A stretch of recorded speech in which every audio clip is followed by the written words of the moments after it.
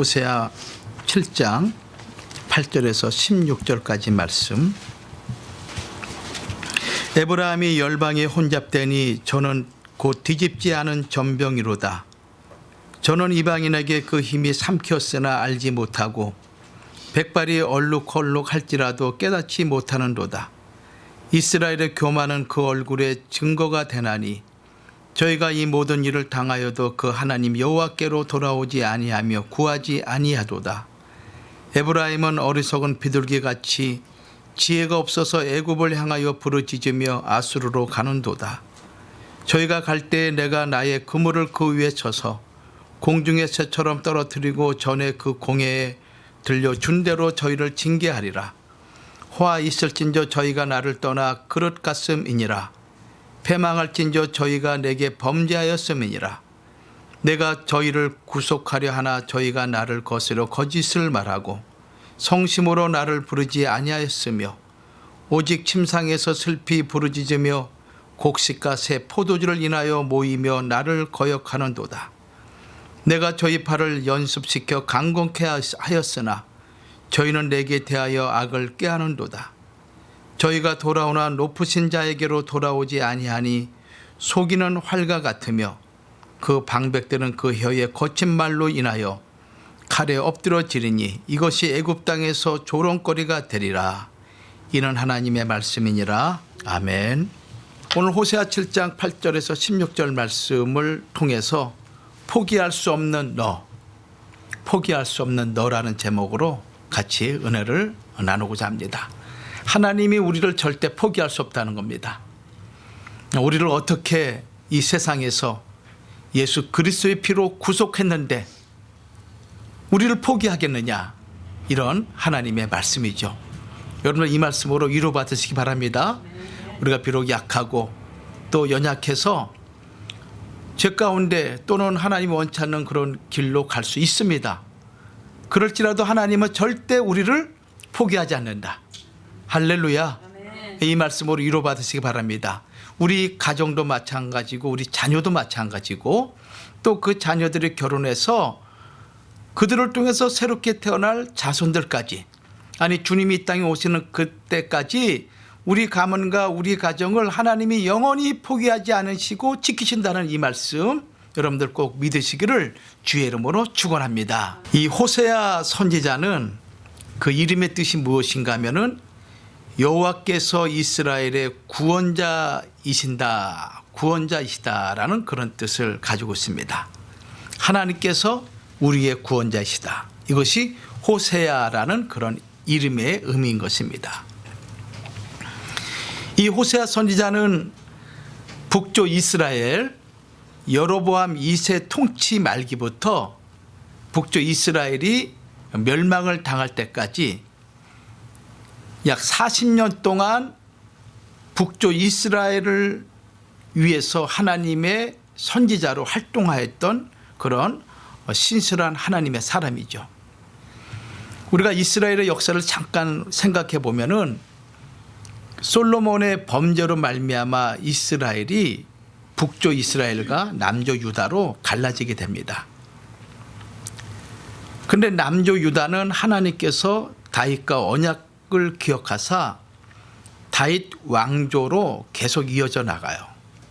그래서 마지막 시드기야 왕이 바벨론에 멸망당하는 그때까지 20명의 왕들이 계속적으로 다윗의 혈통을 통해서 이루어지게 되죠. 그런데 반면에 이 북쪽 이스라엘은 여로보암 왕으로부터 시작이 되는데 19명의 왕들이 북쪽 이스라엘을 이어가게 되죠.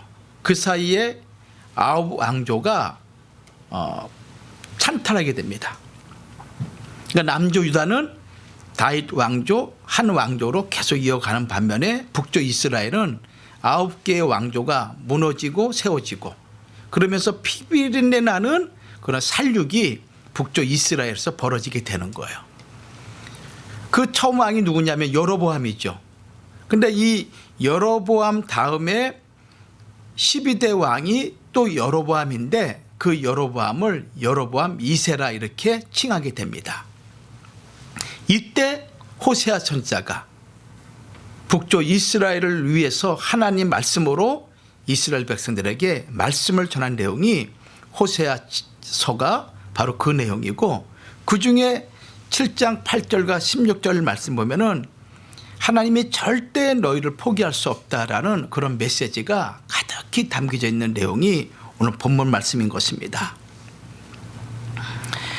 이 북쪽 이스라엘이 일시로 부흥은 했지만은 그러나 머지않아 이방 나라와 혼잡스러운 관계를 맺게 되고, 그러므로 말미암아 이방 문화가 들어오고 이방 신이 들어옴으로 말미암아 이 이스라엘 땅은 우상의 땅이 되고 맙니다.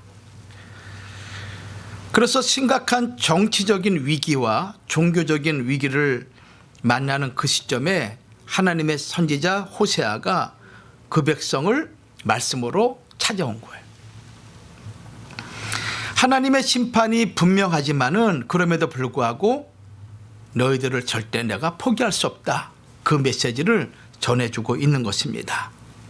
사실 이 호세아 선지자의 메시지는 오늘 이 시대 우리들에게 전하는 메시지죠. 보이는 세계에서는 문화와 물질이 풍요롭고 살기가 넉넉한 것 같지만은 실상 우리 내면은 도덕적으로 타락하고 또 하나님을 떠난 불신의 삶을 살고 있는 현대인들에게 지금 호세아 선지자가 말씀을 통해서 전하고 있습니다. 오늘 본문 말씀을 통해서 저는 두 가지 제목으로 두 가지의 내용으로 여러분들과 은혜를 나누고자 합니다. 자, 첫 번째 대제는 호세아 선지자 당시 이스라엘의 모습을 한마디로 표현한다면은 혼잡이다. 혼잡. 이 혼잡이라는 것은 여럿이 뒤섞여서 어수선한 상태를 가리켜서 혼잡이라고 그러죠. 아주 복잡한 상태입니다. 우리가 세상 말에도 잡스럽다라는 말이 있죠. 순수하지 않고 깨끗하지 않은 상태.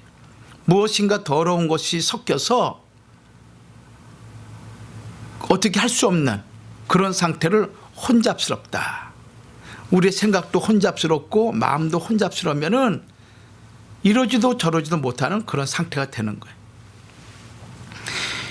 그 당시 이스라엘 백성들, 이스라엘 나라의 상황을 호세아 선지자는 혼잡이다라고 정의를 내리면서 세 가지로 혼잡된 상태를 말씀하고 있어요. 첫 번째는 뭐라고 말씀하셨냐면은 뒤집지 않는 전병과 같다라고 호세아 7장 8절은 말씀하고 있습니다. 8절 말씀 보면은 에브라임이 열방에 혼잡되니 저는 곧 뒤집지 않은 전병이로다. 뒤집지 않는 전병이로다. 이 전병이라는 것은 히브리어 단어로 우가라는 단어를 써요. 우가. 얇고 둥근 빈대떡 같은 형태예요. 그래서 히브리인들은 이 떡을 구워 먹기를 아주 즐거워했습니다. 그런데 이 떡은 한 1분 간격으로 돌판에서 적절하게 구워가지고 다시 앞뒷면을 바꿔줘야 되는 거예요. 그래야 제대로 구워져서 맛있게 먹을 수가 있어요. 근데 만약에 다른 생각을 하고 있거나 무관심한 상태에 있다가 뒤집지 않게 되면은 어떤 상태가 되겠어요? 한쪽은 시꺼멓게 타버려가지고 숯덩어리가 되고 또 한쪽은 날 것이 그대로 있는 상태이기 때문에 먹을 수가 없는 거예요. 그러니까 이스라엘 백성들의 심령 상태가 그러하다는 거예요. 뒤집지 않는 전병과 같다는 거예요. 이방 나라의 우상을 받아들여서 하나님 대신에 섬기고 또 나라가 위험에 처했을 때는 하나님이 아닌 이방 민족을 의지하는 그런 개인과 가정과 국가 그리고 정치적으로 이방 나라와 동맹을 맺음으로써 열방과 섞여 있는 상태를 가리켜서 뒤집지 않는 전병이다라고 표현하고 있는 거예요. 그 결과 어떤 일이 벌어지게 됩니까? 이방 나라에 있는 풍습이 들어오게 되죠. 그리고 이방에 있는 우상들이 들어옴으로 말미암아 하나님을 섬겨야 되는, 하나님을 온전히 절대적으로 섬겨야 될 이스라엘 민족이 타락하고 그 거룩함이 훼손되고 순수성이 위협을 받기 시작한 것이에요. 성도 여러분, 과거나 지금이나 앞으로도 이 혼인 문제는 너무 중요합니다. 영광스러운 하나님의 나라인 이스라엘 나라를 남북으로 갈라지게 된 원인이 어디에 있다고 생각하십니까? 우리는 그 원인을 솔로몬 왕으로부터 찾아야 되는 것이죠. 솔로몬의 제약이 무엇인지 여러분들 잘 알고 있을 거예요. 하나님께서 솔로몬을 왕으로 세우고 난 다음에 분명히 말씀한 게 뭐냐면은 이방인과 통혼하지 말라 그랬어요. 서로 혼인관계를 맺지 말라고 분명히 말씀하셨죠. 이것은 솔로몬 왕뿐만 아니라 출애굽한 이스라엘 민족에게 하나님은 누누이 강조한 내용이에요. 출애굽기 34장 16절 말씀이나 신명기 7장 3절과 4절 말씀 보면은 모세를 통해서 이스라엘 백성에게 하나님은 말씀하십니다. 뭐라고 말씀하셨냐면은 또 그들과 혼인하지 말지니, 가나안 족속이죠. 이방 나라예요. 그들과 혼인하지 말지니 너희 딸을 그 아들에게 주지 말아라. 또 그 딸로 너희 며느리 삼지 말 것은 그 아들이, 너희 아들이 유혹을 받아서 하나님을 떠나게 되고 다른 신들을 섬기게 된다. 이것을 강조한 거예요. 여러분, 이 말씀은 우리가 단순히 구약 때니까 그렇게 말씀하셨지 라고 생각할 수 있을 거예요. 그러나 그렇지 않아요. 여러분들 창세기 6장 1절과 2절 말씀 보면은 노아 때 하나님이 홍수 심판한 배경이 무엇입니까? 하나님의 아들들이 사람의 딸들과 혼인관계를 맺음으로 그들이 하나님의 백성으로 살지 못하고 짐승과 같은 육체가 되었다고 창세기 6장 1절부터 3절은 분명히 기록하고 있습니다. 그래서 하나님의 신이 떠났다라고 말씀하고 있어요. 여러분들, 하나님의 신이 떠난 이상 내가 아무리 대단한 존재를 할지라도 하나님의 관점으로는 짐승과 다를 바가 없어요.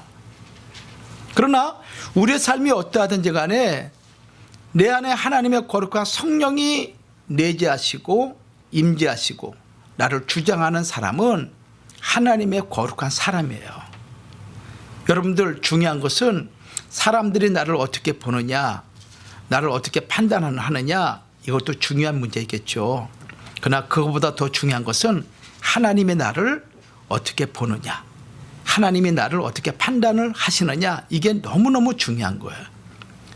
세상 사람들이 판단하는 것은 이 세상 사는 동안만 내가 판단을 받게 돼요. 또 그 지역에서 떠나게 되면 자유로워져요. 그러나 하나님의 판단은 내세와 금세와 내세에 영원토록 판단을 받게 되는 것 아니겠습니까? 하나님이 말씀하시기를 이방 사람들과 결혼하지 말아라. 솔로몬은 그 말씀을 어기고 이방 여인과 연애했다라고 말씀하고 있어요. 이 연애했다라는 의미 속에는 이방 여자들에게 성적인 포로가 되었다라는 의미를 갖고 있어요. 그래서 아내가 몇 명인지 아세요? 아내가 700명, 첩이 300명. 그래서 여자가 1000명이야. 왕상 11장 3절에 분명히 기록되어 있어요. 찾아볼게요. 우리 왕상 11장 3절 찾아보세요. 솔로몬이 바로의 딸 외에 이방의 많은 여인을 사랑하였으니 곧 모압과 암몬과 에돔과 시돈과 헷 여인이라. 여호와께서 일찍이 이 여러 국민에게 대하여 이스라엘 자손에게 말씀하시기를 너희는 저희와 서로 통하지 말며 저희는 너희와 서로 통하게 말라. 저희가 정령코 너희의 마음을 돌이켜 저희의 신들을 좇게 하리라 하셨으나 솔로몬이 저희를 연애하였더라. 3절 시작. 왕은 후비가 700인이요 빈장이 300이니라. 왕비들이 왕의 마음을 돌이켰더라. 여기 빈장이라는 게 뭐예요? 첩을 얘기하고 있어요. 첩을. 그러니까 1000명의 여자가 솔로몬 주변에 있어서 솔로몬의 마음을 어떻게 했습니까? 하나님을 향한 그 마음을 이방 신상에게 돌이키게 만든 거예요. 이것이 솔로몬이 다른 신을 쫓게 된 배경이었고, 이러한 일이 계속 반복됨에 따라 하나님은 2번에 걸쳐서 솔로몬에게 경고를 했어요. 그러지 말라고. 이게 왕상 11장 9절에 기록돼 있죠. 자, 9절도 한번 같이 읽어봐요. 왕상 11장 9절. 9절 같이 시작. 솔로몬이 마음을 돌이켜 이스라엘 하나님 여호와를 떠남으로 여호와께서 저에게 진노하시니 여호와께서 일찍이 2번이나 저에게 나타나시고, 몇 번 나타나셨어요? 2번. 그러니까 하나님을 향해서 온전하게 하나님을 섬겨야 되는데, 여자들을 이방 여자와 혼인관계로 이방 여자들의 말을 듣고 하나님에게 마음을 떠난 솔로몬에게 하나님이 진노하사 2번이나 나타나셔서 경고하신 거예요.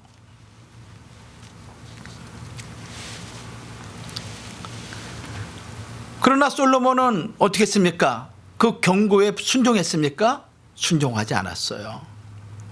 육신의 정욕에 빠진 솔로몬은 하나님 말씀을 경홀히 여기고 우상 숭배의 제약으로, 그 제약이 결국은 통일 이스라엘 민족이, 한나라 한민족이 북조 이스라엘과 남조 유다로 갈라지게 된 거예요. 갈라지게 된 거예요. 여러분, 이 사실을 우리 개인에게도 적용을 해야 돼요. 잡스러운 것이 들어오게 되면은 분리가 되는 거예요. 누구로부터? 하나님으로부터 분리가 되는 거예요. 이 세상에는 죄의 종류가 상당히 많습니다. 그런데 이 많은 제약들 가운데 잡스러운 것처럼 우리를 추악하게 만드는 것이 없어요.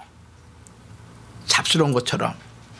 이것은 순수성과 진실성을 오염시켜 버리기 때문에 그렇습니다.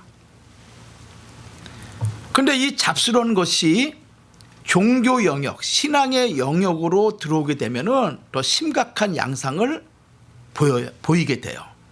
그 이유가 무엇인가 하면은, 신앙생활에 잡스러운 것이 들어오게 되면은 10중 8구는 우상 숭배로 전락하게 돼요. 잡스러운 것이 들어오게 되면은. 그래서 시편 106편 35절과 39절 말씀 보면은, 열방과 섞여서 그 행위를 배우며 그 우상들을 섬김으로 그것이 저희 자녀에게 올무가 되었도다라고 말씀하고 있어요. 순수한 하나님 여호와의 신앙 속에 이방이라는 잡스러운 것이 들어오게 되면은 그 행위를 배우게 되고, 2번째는 우상을 섬기게 된다는 그 과정을 얘기하고 있습니다.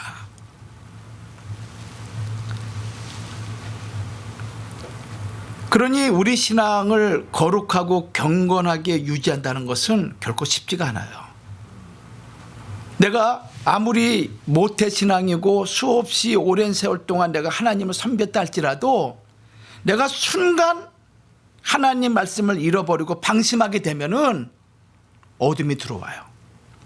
다르게 표현하면은 잡스러운 것이 들어온 거예요. 그런 순간 내 마음은 하나님과 분리가 되고 세상 것을 더 좋아하는 그런 상태로 우리가 변질된다는 거예요. 그래서 여호와 하나님, 우리 하나님 아버지는 우리에게 계속적으로 강조하는 말씀이, 내가 거룩한 것 같이 너희 거룩해라. 이것을 강조하는 거예요. 이 세상을 본받지 말아라.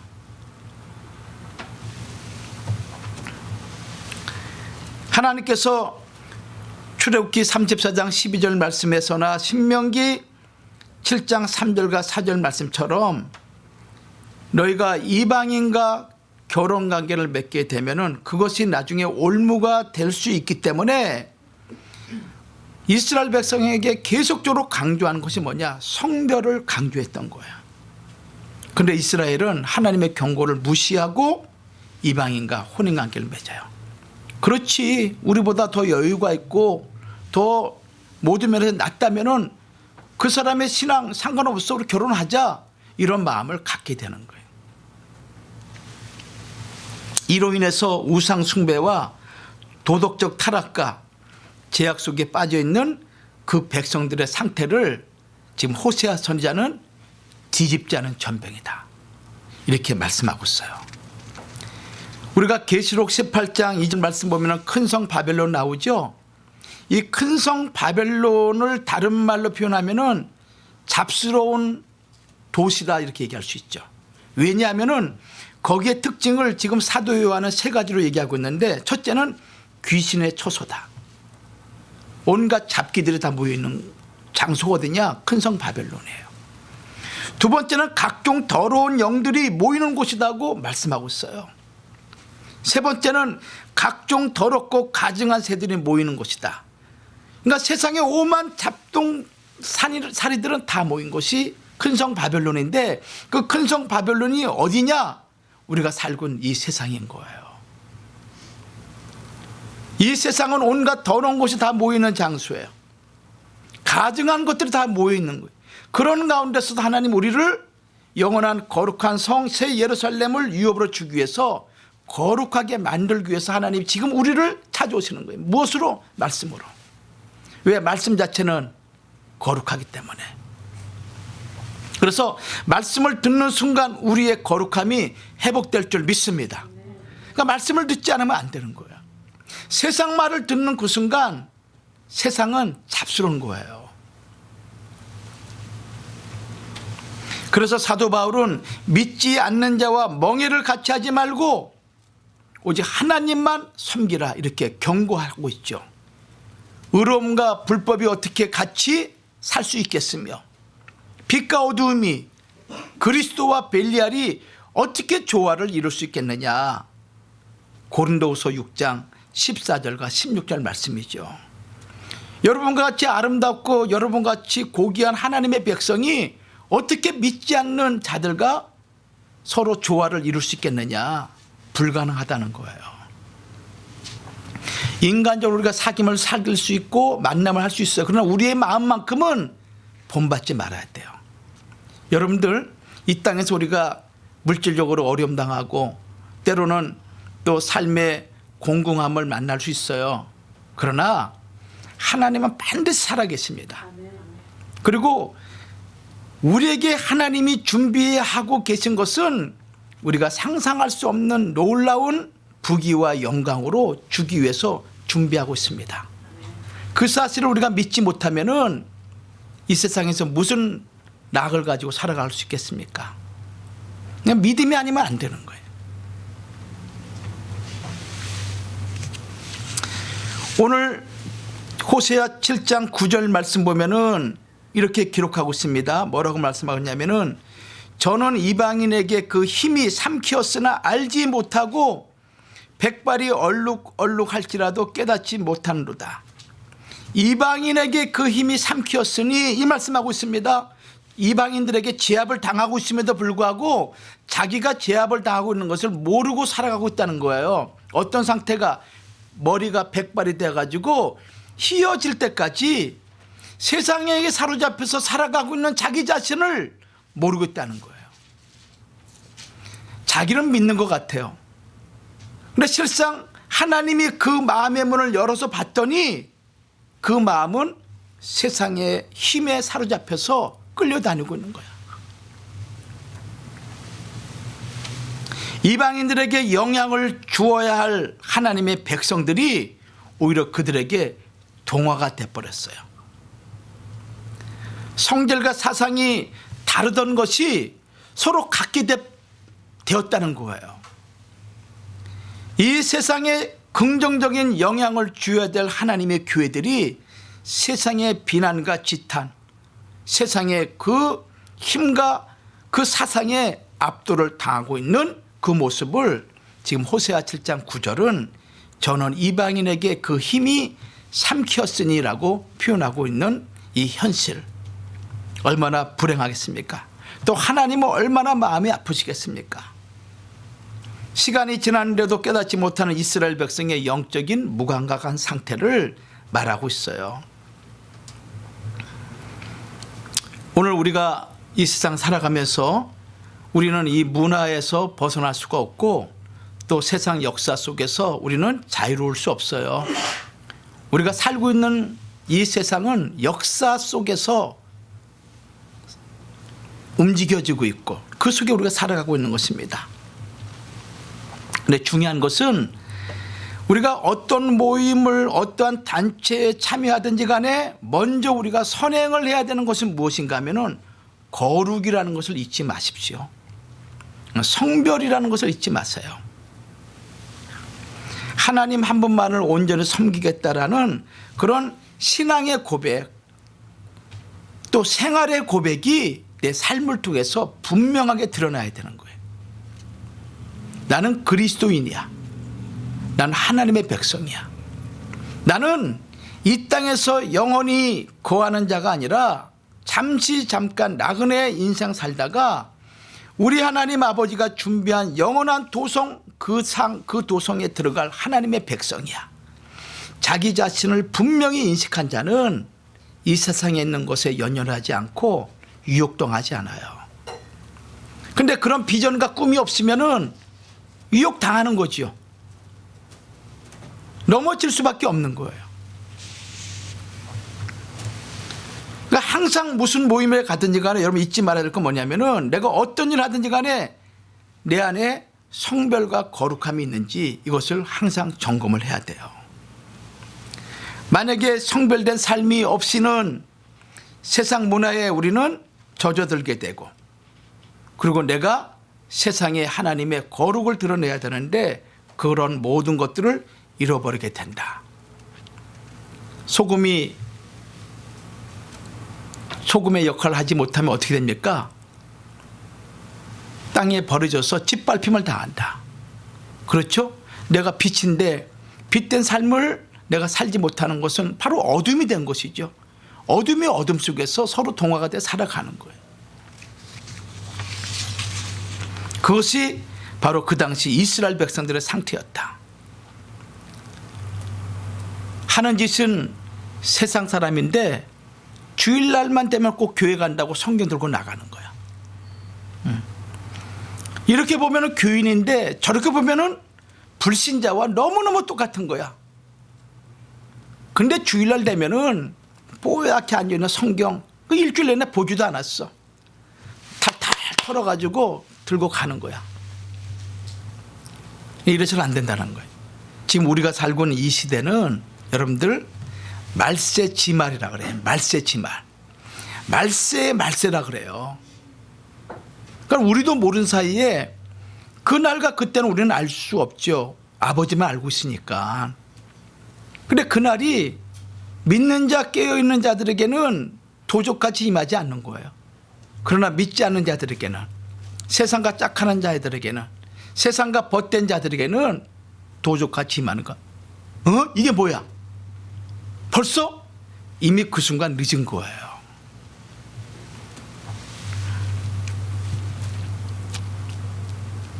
그러니까 여러분들은 뒤집지 않는 전병과 같은 자가 되지 마십시오. 아셨죠? 이 양 믿는 거 확실하게 믿으세요. 또 두 번째는 뭐라고 말씀하셨냐면 11절 말씀 봤더니 어리석은 비둘기 같다고 말씀을 해요. 어리석은 비둘기. 11절 말씀 보면은 에브라임은 어리석은 비둘기 같이 지혜가 없어서 애굽을 향하여 부르짖으며 아수르로 가는도다. 의지할 뿐 전능하신 하나님이 자기들에게 있음에도 불구하고 어려움을 닥치게 되면은 오늘은 애굽으로 내일은 아수르에게로 전전긍긍하는 이 어리석은 이스라엘 모습, 하나님 볼 때 어리석은 비둘기 같다는 거예요. 사냥꾼이 올무를 놓고 그다음에 비둘기가 좋아하는 모이를 뿌려놨어요.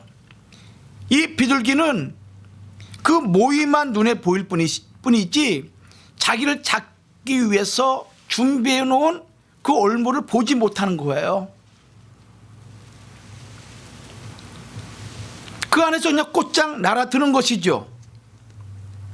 결국은 어떻게 됩니까? 사망의 권세에 잡혀서 죽임을 만나는 거예요. 이것이 이스라엘 백성의 상태라는 거예요.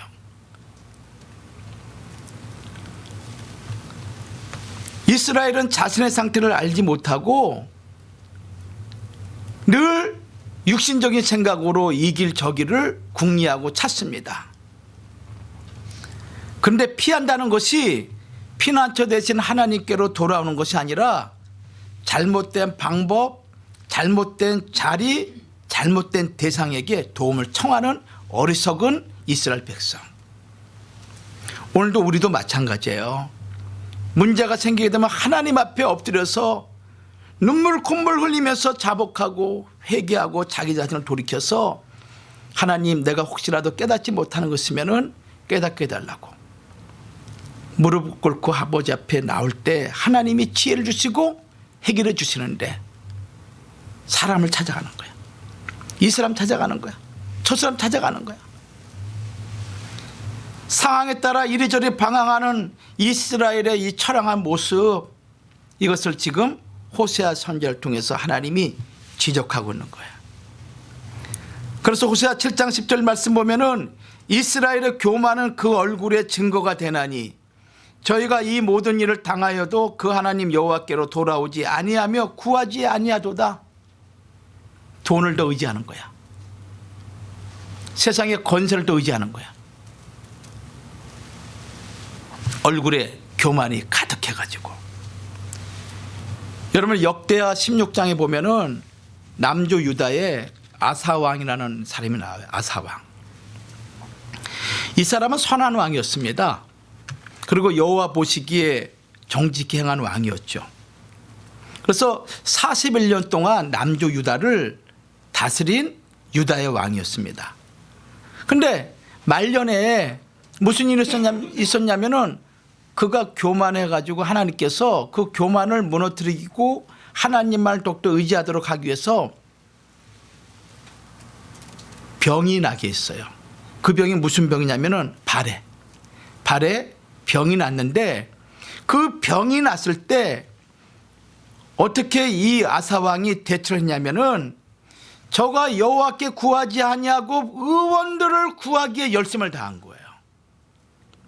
자, 이 말씀도 찾아볼게요. 역대하 16장 12절 말씀 찾아보세요. 역대하 16장 12절.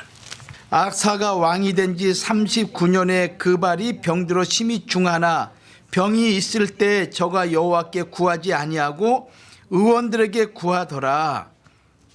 누구를 찾았습니까? 의원들.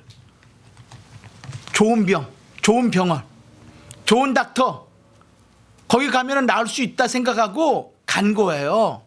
그래 지금 이 병을 누가 주신 거예요? 하나님이 주신 거야. 왜? 아사왕의 마음을 하나님에게 돌리도록 하기 위해서.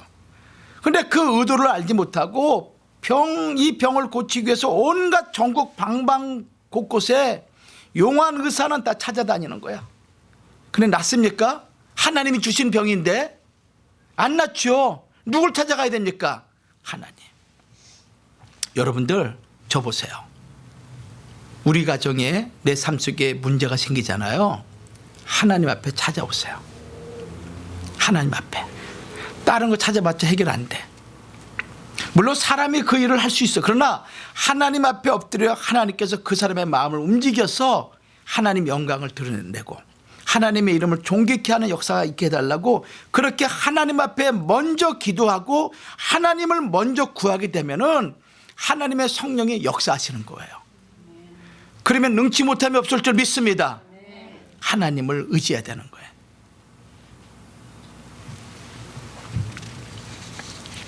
여기 전심으로라는 것은 내 마음을 다해서, 이것은 감정적인 면보다 의지적인 면을 강조하는 거예요.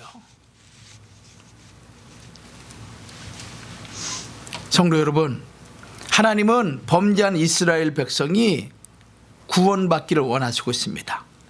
그런데 이 모든 일을 당하여도 어떻게 했습니까? 하나님을 거스려 거짓을 행하고 하나님을 찾지 않는 거예요. 이것이 어리석은 비둘기 같다는 거예요. 그 길로 가게 되면 죽게 되는데 가는 거예요. 그 눈앞에 있는 먹이 때문에. 이 얼마나 어리석은 비둘기 같은 존재들인가요? 오늘 우리도 마찬가지예요. 이스라엘 백성들이 웁니다. 14절 말씀 보면은 뭐라고 말씀하고 있냐면은 호세아 7장 14절에 성심으로 나를 부르지 아니하였으며 오직 침상에서 슬피 부르짖으며 곡식과 새 포도주를 인하여 모이어 나를 거역하는도다. 이렇게 기록하고 있습니다. 여기 운다 그랬죠. 오직 침상에서 슬피 부르짖는다 이렇게 말씀하고 있는데 이것은 뭐냐면은 이 우는 이유가 자기 죄를 자복하는 눈물이 아니라 어려움을 당하고 곤란한 일을 당함으로 말미암아 자기 자신 처지가 처량해서 하도 기가 막혀서 우는 울음인 거예요. 하나님 앞에 찾아와서 회개의 눈물이 아니라 왜 이렇게 됐어? 왜 이렇게 됐을까? 정말 너무너무 힘드네 하면서 자기 자신을 생각하며 처량하게 자기 처지를 생각하면서 우는 울음이다. 참 인간적인 울음이죠. 하나님만을 신뢰하며 진실된 그런 눈물이 아니라 잃어버린 곡식과 포도주 때문에 신세가 처량해서 우는 울음. 이것이 어리석은 비둘기 같다라고 성경은 말씀하고 있어요. 시편 기자는 분명히 말씀하고 있습니다. 시편 121편 1절과 2절 말씀 보면은 우리의 도움은 누굽니까? 하나님이야. 내가 산을 향하여 눈을 들리니 나의 도움이 어디서 올꼬? 나의 피난처이신 하나님에게로 서이다. 얼마나 위로가 되는 말씀입니까? 그러니까 아무리 힘들고 어려운 일 당하더라도 하나님이 생각해 주시면 다 해결될 줄 믿습니다. 그 하나님, 우리의 도움이 되시는 하나님, 우리의 피난처 되시는 여호와 하나님, 우리를 지극히 사랑하시는 우리 하나님 아버지를 여러분들이 굳게 믿고 그분에게 매달리고 그분에게 구하게 되면은 능치 못함이 없는 하나님이 모든 문제를 해결해 주신다. 이 하나님 굳게 믿으시기 바랍니다. 세 번째는 또 뭐라고 말씀하셨냐면은 이 혼잡한 이스라엘 백성들의 상태를 쏘기는 활과 같다고 16절에 말씀하고 있어요. 쏘기는 활과 같아. 저희가 돌아오나 높으신 자에게로 돌아오지 아니하니 쏘기는 활과 같으며.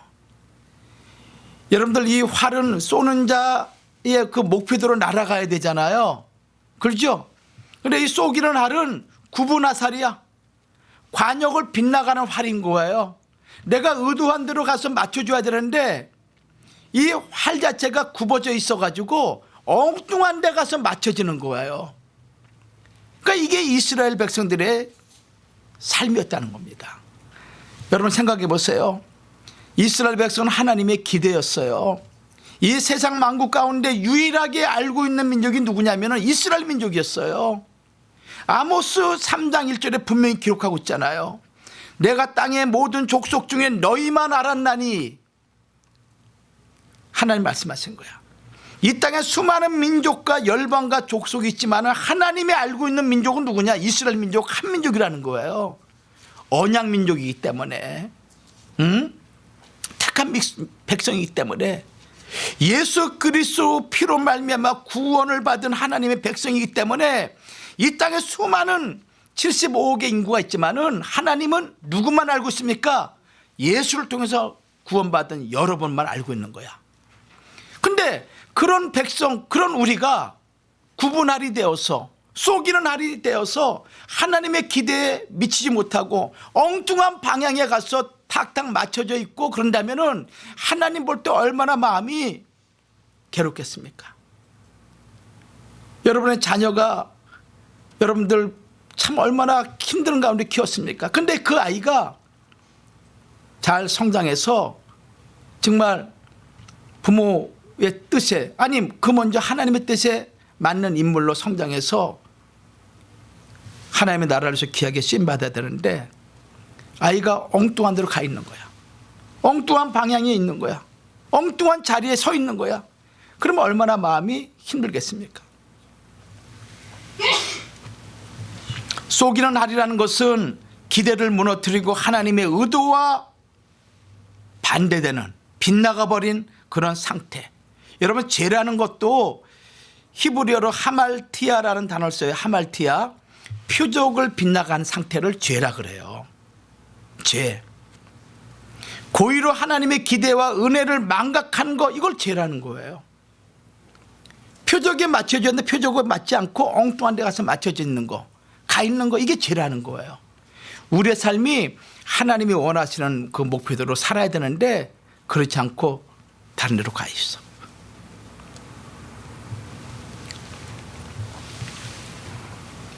시편 78편 57절과 59절에도 저희 열조같이 배반하고 괴사를 행하여 속이는 할같이 빗가서, 이스라엘 백성 출애굽한 이후로 이스라엘 백성들은 마치 속이는 활과 같이 계속 하나님의 뜻에 빗나간 그런 삶을 살았다는 거예요.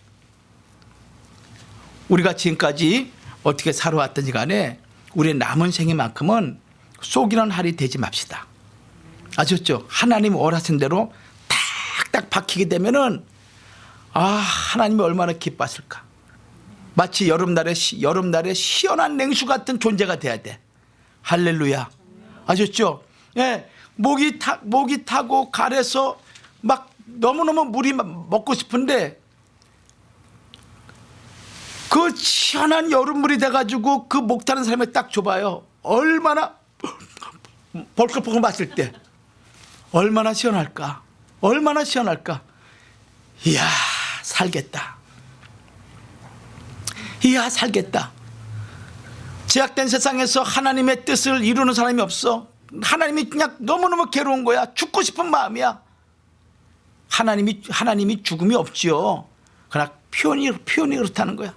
근데 우리가 시원한 물이 돼가지고 여름에 시원한 물이 돼가지고 하나님께 들어질 때 하나님 마음이 시원하고 너무너무나 그냥 갈증이 해결될 때 얼마나 기뻐하실까. 우리의 남은 생애가 그러한 삶을 살아갔으면 좋겠어요. 아셨죠? 네, 결론 맺겠습니다. 여러분들, 하나님은 우리를 목적이 있어서 이 땅에 보내셨습니다. 그리고 우리를 통해서 분명한 하나님의 뜻과 목적을 성취하시기 위해서 하나님은 우리에게 구원을 주시고 성령의 능력을 우리에게 주시는 것입니다. 근데 그 목적과 그 소원에 만약에 빗나가게 되면은 속이는 할과 다를 바가 없지 않겠습니까? 우리에게 주신 건강, 우리에게 준 재물, 시간, 재능, 이 모든 것들을 잘못된 곳에 낭비하지 말고 하나님이 우리에게 거시는 기대와 목적에 맞춰서 우리가 쓰임받기를 원하는 그러한 마음으로 하나님에게 도움을 달라고 요청하시기 바랍니다. 그러면은 이스라엘 백성들과 같이 뒤집지 않는 전병, 또 두 번째는 어리석은 비둘기, 세 번째는 속이는 할, 그런 존재가 된 것이 아니라 하나님의 뜻에 합한 다윗과 같이 그러한 믿음의 사람으로 하나님께서 우리를 사용하시고 또 하나님의 선한 목적에 하나님께서 우리를 사용하실 줄 믿습니다. 그런 역사가 여러분 가운데 이 남은 생애만큼은 그러한 삶을 살아가기를 주의 이름으로 축원합니다. 기도하겠습니다. 살아 역사하신 아버지 하나님 은혜를 감사합니다. 오늘 우리의 삶이 뒤집지 않는 전병과 같이 또한 어리석은 비둘기 같이 하나님의 의도하신 대로 살아가지 못하는 속이는 할과 같이 살아가는 우리의 모습이 아닌지 우리 하나님 앞에 우리 자신을 살펴보며 하나님의 도움을 구합니다. 거룩하신 아버지 하나님, 지난날 우리의 삶이 어떻게 살아왔든지 간에 이후로 우리의 삶은 하나님의 뜻에 맞는 삶이 되도록 하나님께서 말씀으로 성령으로 우리를 주장하여 주시옵소서. 우리를 포기하지 아니하시고 끝까지 하나님의 권능의 손에 사로잡혀서 주의 나라로 인도하시는 그 하나님의 그 은혜 앞에 감사하며 끝까지 주 앞에 충성을 다하는 주의 백성이 되어서 사도 바울과 같이 내가 선한 싸움을 싸우고 달려갈 길을 달려가며 마침내 믿음을 지켜노라는 거룩한 고백을 할 수 있도록 하나님 우리를 도와주시옵소서. 그래서 하나님께 영광이 되게 하시고 하나님의 이름만 존귀케 하는 거룩한 주의 백성이 되도록 하나님 축복하여 주시옵소서. 될 줄로 믿사옵고 예수님 이름 받들어 감사하며 기도 올리옵나이다. 아멘.